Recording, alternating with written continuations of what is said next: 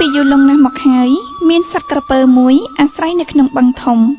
លុះដល់រដូវប្រាំងទឹកនៅក្នុងបឹងនោះក៏រីងស្ងួតអស់ក្រពើនោះនៅពុំបានទៅវាឡើងលើគោកដើរត្រាច់ចររកទីដែលមានទឹកយីឆ្នាំនេះចម្លែកអ្វីម្លេះក្តៅហួតហែងខុសពីធម្មតាទឹកបឹងនេះជ្រៅហើយធំណាស់ដែរតែឥឡូវរីងស្ងួតអស់នៅក្នុងបឹងនេះលែងបានទៀតហើយមានតែដើររកកន្លែងថ្មីនៅទើបបានសម័យនោះឯងជួនជាមានអ្នកបរទេសគោធ្វើដំណើរកាត់តាមព្រៃមួយហើយក៏បានជួបនឹងសត្វក្រពើដែលចៃដន្យ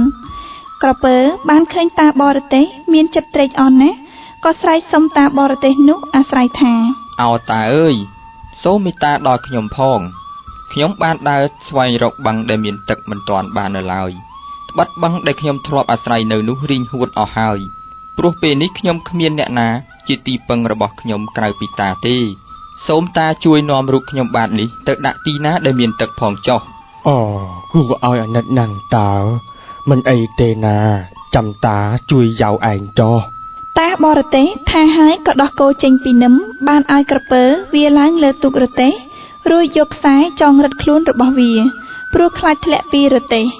ពេលនោះអ្នកបរទេសក៏ចេញដំណើរនាំក្រពើទៅដល់ទីដែលមានទឹកល្មមអាចឲ្យក្រពើវាអាស្រ័យបាន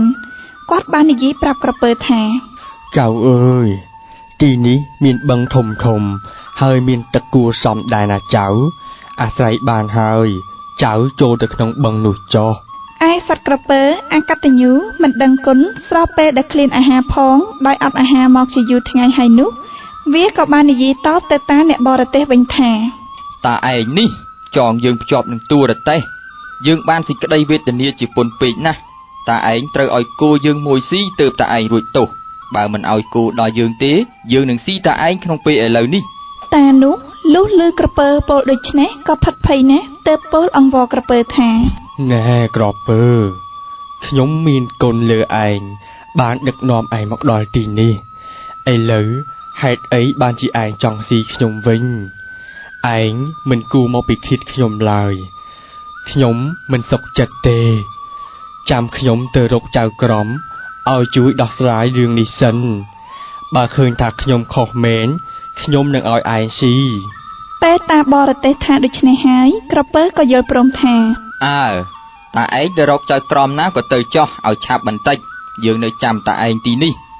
តានោះបានជែកមួយស្និនក៏កាន់ដើរទៅរកចៅក្រមសុភាទន្សាយដែលកំពុងអង្គុយលើដំបូកមួយនៅមិនឆ្ងាយពីទីនោះប៉ុន្មាននោះឡើយរីឯសុភាទន្សាយពេលបានឃើញតាបរទេសនោះហើយក៏សួរថាតាអើយ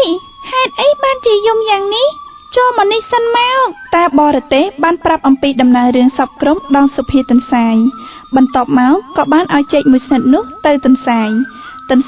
ស៊ីចេករួចហើយក៏បានយល់ព្រមទៅជួយកាត់ក្តីឲ្យតានោះទៅ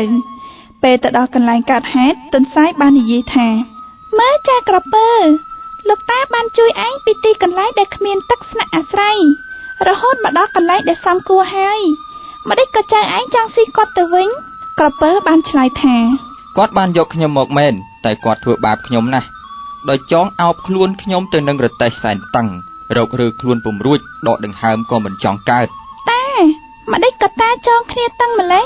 អញ្ចឹងបានជាក្រពើនេះខឹងនឹងតាលោកតាបរទេសបានប្រាប់អស់សេចក្តីទៅទន្សាយពេលនោះទន្សាយបានឲ្យសត្វក្រពើនោះវាឡើងលើរទេះម្ដងទៀតដើម្បីចងរីឯសត្វក្រពើក៏យល់ព្រមបន្ទាប់មកសត្វទន្សាយបានសួរថាយ៉ាងម៉េចហើយក្រពើកាលតាគាត់ចងតាតឹងបែបនេះមែនទេមិនតឹងយ៉ាងនេះទេគឺតឹងជាងនេះទៅទៀតបើប៉ុណ្ណឹងខ្ញុំទៅខឹងធ្វើអីពេលនោះទន្សាយបានបញ្ជាឲ្យតាចងរឹតបន្ថែមទៀតលុះត្រាតែក្រពើរើខ្លួនលេងរួចបន្ទាប់មកសួរទៅក្រពើថាយ៉ាងម៉េចហើយក្រពើកាលតាគាត់ចងតាតឹងបែបនេះមែនទេសូមទានជ្រាបគាត់ចងតឹងដូចនេះឯងលោកអើយនរណាទ្រាំបានសុភាទន្សាយពេលឃើញដូចនេះក៏បញ្ជាទៅតាឲ្យយកពូថៅធំទៅពុះក្បាលសម្រាប់ក្រពើលុះក្តីមរណាទៅចំណែកលោកតាបរទេសនិងសុភាទន្សាយលាគ្នាទៅទីឋានរៀងខ្លួន